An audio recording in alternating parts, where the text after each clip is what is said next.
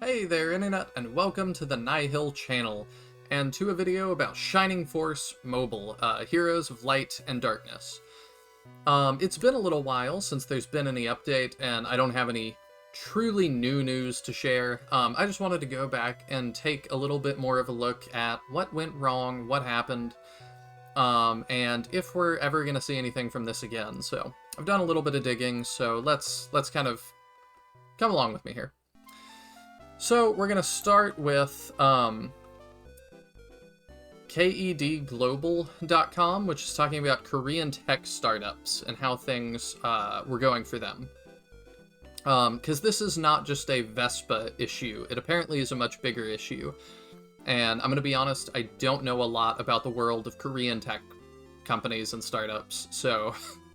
I just know what I've studied for Shining Force, which, you know, for me is quite a strong motivator. But, so, we're kind of going to look back at how things were going for developers and what was really going on. So, obviously, the world has been moving in a direction that requires a lot more technology, and with that, developers are much more in demand than they've ever been.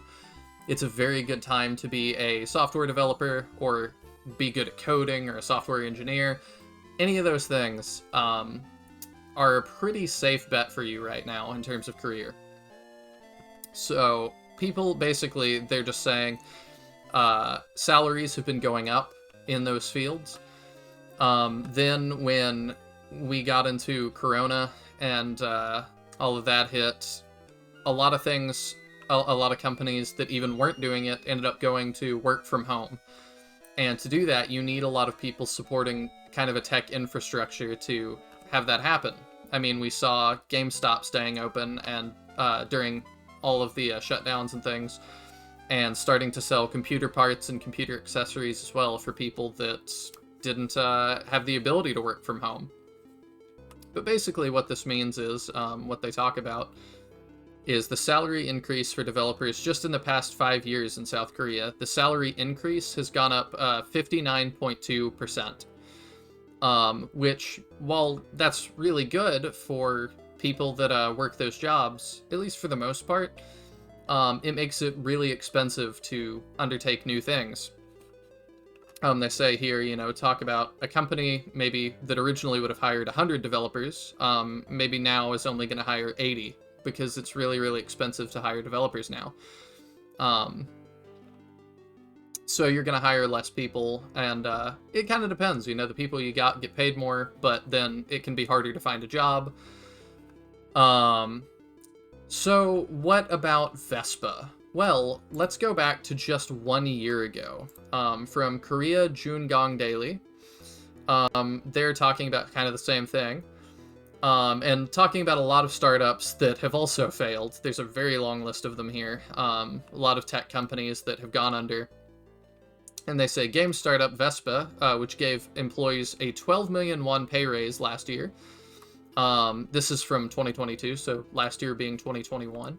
12 million won is 8,500 US dollars for some sort of conversion to kind of put that in perspective. So last year, if you worked for Vespa and were a developer, your salary increase was $8,500, and they had on a good amount of developers, so that was quite costly for them. So yeah, they say a product failed, an investment dried up, which, you know, is very, very simplifying what happened. But this article over here, back to KED Global, also talks about Vespa. So let's jump to where they talk about that. They say, game developer Vespa Inc. advised, back in the summer, this happened, they asked 90% of their staff to resign. And they said in the past year, they experienced a $44.1 billion won operating loss. And so again, to convert that for you, that is 31.5 almost million dollars. Really, it's 31.4 million dollars in loss, US. Which, you know, for any gaming company would be a lot, but Especially, I'm thinking especially one that's lead game is a mobile game that I'd never heard of. I would imagine that's kind of devastating, and I don't fully, I'm not big into mobile gaming or gacha gaming. I think a lot of Shining Force people are not. It kind of surprises me that there's gacha companies that have that to lose, that like I haven't even heard of. It just kind of shows how profitable this has been, up until now for them at least. So it still seems like the last we've heard, the reason that things didn't work out, were that they tried to expand. They opened a new studio in Japan to help work on Shining Force and another game they were working on, which I forget the name of, that is not relevant to Shining Force fans. I'm sorry.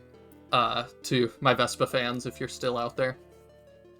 But that was extremely expensive, and it just kind of didn't work out. And it seems like King's Raid really dried up. But I did check, they are still updating King's Raid. So they've not given up, they're still hanging on and fighting. Trying to claw back, and it seems like they're still hard at work with a skeleton crew developing King's Raid 2 to try and get that out. Will that in any way recoup losses, and bring people back? I have no idea. I am a little bit, like I said, out of touch with the gacha space, especially for, like, the Korean market. But it's hard to imagine, the ones I've played.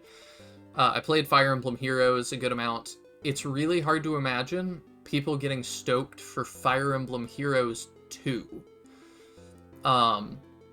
Especially all the people that have sunk a lot of money into Fire Emblem Heroes. I think that would just kind of make them angry, to have that left behind, unless you offered them ridiculous rewards for spending whatever amounts they've spent, for the whales. I mean, whales, mobile games live and die by whales, which is a gambling term for people that spend a whole lot of money.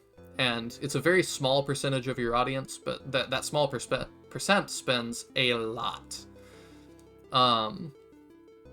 So, is this going to be the last update on Shining Force Heroes of Light and Darkness?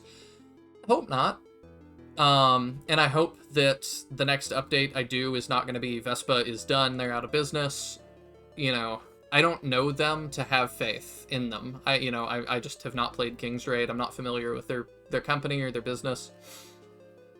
I hope that maybe another developer buys the rights and the development so far of Heroes of Light and Darkness to continue it and give Vespa maybe some much needed cash flow to maybe hire on a couple more people back and not be running on such a skeleton crew. And I wish them all the best. But what do you guys think? Have we heard the last of Shining Force Heroes of Light and Darkness? Are you still holding out hope? Did you want this in the first place? I know a lot of you didn't. Let me know in the comments below what you think. As for me, I'm not sure. The future is always uncertain. I didn't think that this would be a thing to begin with, so who knows? Anything could happen. I think that is for sure. But let me know what you guys think. Make sure to like, comment, and subscribe, and I will see you in the next one.